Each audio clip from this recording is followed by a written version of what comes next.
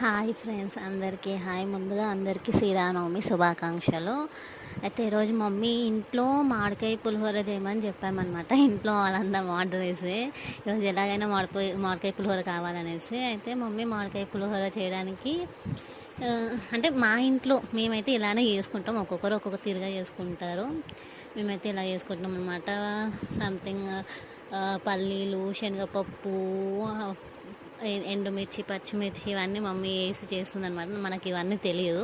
తిన్నామా, కూర్చున్నామా, అంతే అట్లుంటుంది అనమాట మనతోని. మీరైతే చూసేయండి ప్రాసెస్ అయితే. ఇంకోటి, ఈరోజు శ్రీరామనవమికి ముఖ్యంగా మనం తీర్థం తీసుకుంటాం కదా. తీర్థం కూడా మమ్మీ ఇంట్లోనే ప్రిపేర్ చేస్తుంది అనమాట. అంటే గుళ్ళో కూడా తీసుకుంటాం, ఇంట్లో కూడా మేము ప్రిపేర్ చేసుకుంటాం అనమాట ప్రతిసారి. ఇక మామిడికాయ పులిహోర అయిపోవడానికి రెడీగా ఉంది, మేము తినడానికి రెడీగా ఉన్నాం.